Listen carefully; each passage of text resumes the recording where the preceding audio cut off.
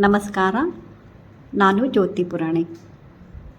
ನಾನು ನಿಮಗೆ ಇವತ್ತು ಹೇಳುವುದು ಏನೆಂದರೆ, ಕೆಲವೊಂದು ಸಲ ನಮ್ಮ ಕೈಯಿಂದ ತಪ್ಪುಗಳು ಆದರೂ ಕೂಡ ನಮಗೆ ಗೊತ್ತು ಆಗಲಾರದು. ಆ ತಪ್ಪುಗಳು ನಾವು ಬೇಕೆಂದು ಮಾಡುವುದಿಲ್ಲ, ಆದರೆ ಅವು ತಾನಾಗಿಯೇ ಆಗುತ್ತವೆ. ಆ ತಪ್ಪುಗಳು ಯಾವುವೆಂದು ನಿಮಗೆ ಹೇಳುತ್ತೇನೆ. ನಾವು ಹಬ್ಬವಾಗಲಿ ಅಥವಾ ವಿಶೇಷ ದಿನಗಳಾಗಲಿ ದೇವರ ಪೂಜೆ ಮಾಡುತ್ತೇವೆ ಮತ್ತು ಹಬ್ಬಗಳಲ್ಲಿ ನಾವು ಹೂಗಳು, ಹಣ್ಣುಗಳು ಎಲ್ಲವನ್ನು ತರುತ್ತೇವೆ. ಹಾಗೆ ದೇವರನ್ನು ಹಾಕಲು ಹೂಮಾಲೆಗಳು ಕೂಡ ತರುತ್ತೇವೆ. ಆದರೆ ಪೂಜೆ ಆದ ನಂತರ ಅದನ್ನು ನಾವು ಬಾವಿಯಲ್ಲಿ ಎಸೆಯಲಾಗುತ್ತದೆ. ಏಕೆಂದರೆ ದೇವರನ್ನು ಹಾಕಿದ ಹೂಗಳು ಯಾರೂ ತುಳಿಯಬಾರದೆಂದು. ಮತ್ತು ಕೆಲವರು ಪೂಜೆ ಮಾಡಿದ ಹೂಗಳು, ಹಾರಗಳು ನದಿಯಲ್ಲಿ ಕೂಡ ಹಾಕುತ್ತಾರೆ. ಅದು ಕೂಡ ಒಂದು ಕ್ಯಾರಿ ಬ್ಯಾಗ್ನಲ್ಲಿ ಹಾಕಿ ಎಸೆಯುತ್ತಾರೆ. ಪ್ಲಾಸ್ಟಿಕ್ ಕ್ಯಾರಿ ಬ್ಯಾಗ್ನಲ್ಲಿ ಹಾಕಿ ಎಸೆಯುತ್ತಾರೆ.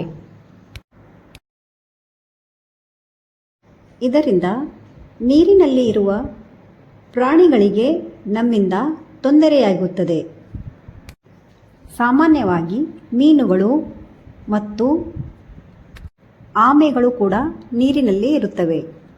ಕೆಲವೊಂದು ಸಲ ಆ ಹೂಮಾಲೆಯಲ್ಲಿ ಪ್ರಾಣಿಗಳು ಸಿಕ್ಕಿಕೊಳ್ಳುತ್ತವೆ. ಅವುಗಳಿಗೆ ಈಜಾಡಲು ತೊಂದರೆಯಾಗುತ್ತದೆ. ಕೆಲವೊಂದು ಸಲ ಆ ಪ್ರಾಣಿಗಳ ಪ್ರಾಣಕ್ಕೆ ಅಪಾಯವಾಗುತ್ತದೆ. ಹಾಗೂ ಆ ಪ್ಲಾಸ್ಟಿಕ್ ಬ್ಯಾಗ್ಗಳಿಂದ ನೀರು ಅಶುದ್ಧವಾಗುತ್ತದೆ. ಆದುದರಿಂದ ಮೊದಲು ನಾವು ನಮ್ಮ ಮನೆಯಲ್ಲಿಯೇ ದೇವರ ಪೂಜೆ ಮಾಡಿದ ಹೂಗಳನ್ನು ನಮ್ಮ ಮನೆಯ ಗಿಡದಲ್ಲಿ ಹಾಕಬೇಕು. ನಮ್ಮ ಮನೆಯ ಸುತ್ತ ಕಾಂಪೌಂಡದಲ್ಲಿ ಸ್ವಲ್ಪ ಜಾಗ ಇದ್ದರೆ ಅಲ್ಲೇ ಕೆದರಿ ಹೂಗಳನ್ನು ಹಾಕಬೇಕು. ಅವುಗಳು ತಾನಾಗಿಯೇ ಒಣಗಿ ನೆಲ ಸಮಾನವಾಗುತ್ತವೆ.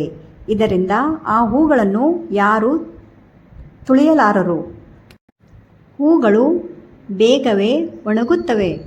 ಆದುದರಿಂದ ನೀವು ಹೂಗಳನ್ನು ನಿಮ್ಮ ಮನೆಯಲ್ಲಿಯೇ 2 ದಿನ ಬಿಟ್ಟು ನಿಮ್ಮ ಗಿಡಗಳಿಗೆ ಹಾಕಿದ್ದರೆ ಮಣ್ಣಿನಲ್ಲಿ ಸಮವಾಗುತ್ತವೆ. ಇದರಿಂದ ಬಾವಿ ಕೂಡ ಸ್ವಚ್ಛವಾಗಿಯೇ ಇರುತ್ತದೆ. ಇನ್ನು ಕೆಲವರು ಏನಾದರೂ ತಿನ್ನುವುದು ಆಗಲಿ ಅಥವಾ ಕಾಯಿ ಪಲ್ಯಗಳು ಇದ್ದರೂ ಕೂಡ ಅವು ಕೂಡ ಪ್ಲಾಸ್ಟಿಕ್ ಬ್ಯಾಗಿನಲ್ಲಿ ಹಾಕಿ ಎಸೆಯಬಾರದು. ಅವುಗಳನ್ನು ಆಕಳುಗಳು ತಿನ್ನುತ್ತವೆ. ಪ್ಲಾಸ್ಟಿಕ್ ಬ್ಯಾಗಿನಲ್ಲಿ ನಾವು ಅನ್ನವಾಗಲಿ ಯಾವುದೇ ಇನ್ನಿತರ ವಸ್ತುಗಳು ಹಾಕಿದರೆ ಆಕಳು ಅವು ಪ್ಲಾಸ್ಟಿಕ್ ಬ್ಯಾಗ್ಗೆ ನುಂಗು ಬಿಡುತ್ತವೆ. ನಿಮ್ಮ ಮನೆಯಲ್ಲಿ ಏನಾದರೂ ಉಳಿದಿದ್ದರೆ ಅದು ಹಾಗೆ ಹೊರಗೆ ಚೆಲ್ಲಬೇಕು. ಇಲ್ಲದಿದ್ದರೆ ಒಂದು ಕಡೆ ಒಯ್ದು ನೆಲದ ಮೇಲೆ ಹಾಕಬೇಕು. ಇದರಿಂದ ಆಕಳು ಬೇಕಾದರೆ ತಿನ್ನುತ್ತವೆ, ಇಲ್ಲದಿದ್ದರೆ ಹಾಗೆ ಒಣಗು ಹೋಗುತ್ತದೆ. ಪ್ಲಾಸ್ಟಿಕ್ ಬ್ಯಾಗಿನಲ್ಲಿ ಹಾಕಿದರೆ ಆಕಳು ಅದನ್ನು ಹರಿದು ತಿನ್ನುತ್ತವೆ. ಕೆಲವರು ಮನೆಗೆ ತಿನ್ನುವ ಪದಾರ್ಥಗಳನ್ನು ಹೊರಗಿಂದ ಆರ್ಡರ್ ಮಾಡಿ ತರಿಸುತ್ತಾರೆ. ಯಾವ ಬ್ಯಾಗಿನಲ್ಲಿ ಬಂದಿದೆ ಆ ಬ್ಯಾಗಿನಲ್ಲಿಯೇ ತಿಂದ ನಂತರ ಅದನ್ನು ಅದರಲ್ಲಿಯೇ ಹಾಕಿ ಹೊರಗೆ ಎಸೆಯುತ್ತಾರೆ. ಅದರಲ್ಲಿ ಇದ್ದ ಅನ್ನವಾಗಲಿ ಇನ್ನೂ ಯಾವುದೇ ವಸ್ತುವಾಗಲಿ ಅದು ಕೆಟ್ಟು ಹೋಗುತ್ತದೆ. ಆದ್ದರಿಂದ ನೀವು ಯಾವುದೇ ತಿನ್ನುವ ಪದಾರ್ಥಗಳು ನೆಲದ ಮೇಲೆ ಹಾಕಬೇಕು ಒಂದು ಕಡೆ.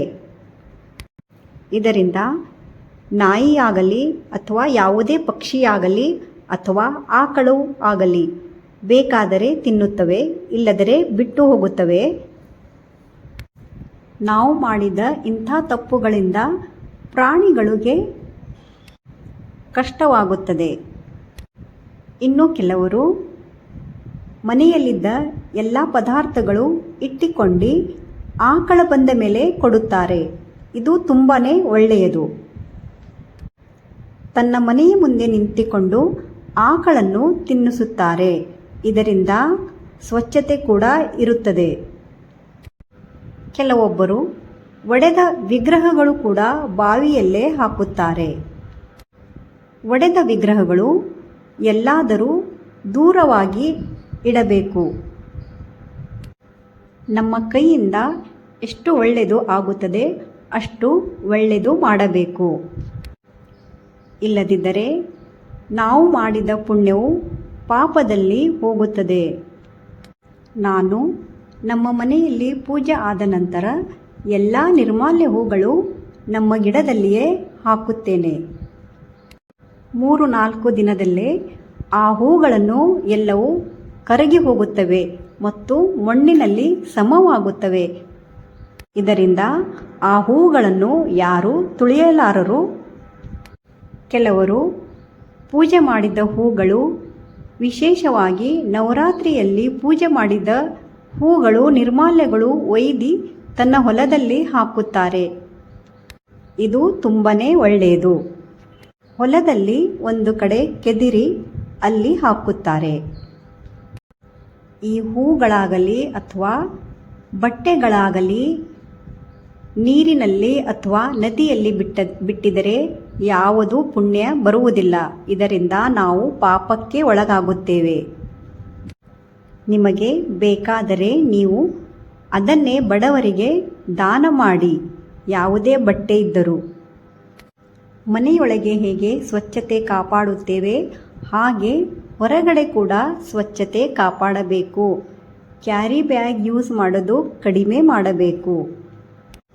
ಮನೆಯಿಂದ ನಾವೇ ಒಂದು ಚೀಲವನ್ನು ತೆಗೆದುಕೊಂಡು ಹೋಗಬೇಕು. ಎಲ್ಲ ಸಾಮಾನುಗಳು ಅದರಲ್ಲಿಯೇ ಹಾಕಿಕೊಂಡು ಬರಬೇಕು. ಇದರಿಂದ ಈ ಪ್ಲಾಸ್ಟಿಕ್ ಕ್ಯಾರಿ ಬ್ಯಾಗ್ ಉಪಯೋಗ ಕಡಿಮೆಯಾಗುತ್ತದೆ. ಈ ಆಕಳ ಬಾಯಿಯಲ್ಲಿ ಕ್ಯಾರಿ ಬ್ಯಾಗ್ ನೋಡಿದರೆ ತುಂಬವೇ ಕಷ್ಟವಾಗುತ್ತದೆ. ಏನಾದರೂ ತಿನ್ನುವ ಪದಾರ್ಥಗಳು ಇದ್ದರೆ ಎಲ್ಲಿ ಸ್ವಚ್ಛ ಇರುತ್ತದೆ ಒಂದು ಕಡೆ ಅಲ್ಲೇ ಹಾಕಿ. ಧನ್ಯವಾದ. ನಿಮಗೆ ನನ್ನ ಮಾಹಿತಿ ಇಷ್ಟವಾದಲ್ಲಿ ಈ ವಿಡಿಯೋ ಶೇರ್ ಮಾಡಿ. ಒಂದು 10 ಜನರಿಗೆ ನನ್ನ ಮಾತು ತಲುಪಬೇಕು. ಧನ್ಯವಾದ. ನಿಮಗೆ ನನ್ನ ವಿಡಿಯೋ ಇಷ್ಟವಾದಲ್ಲಿ ಲೈಕ್, ಶೇರ್, ಸಬ್ಸ್ಕ್ರೈಬ್ ಮಾಡಿ.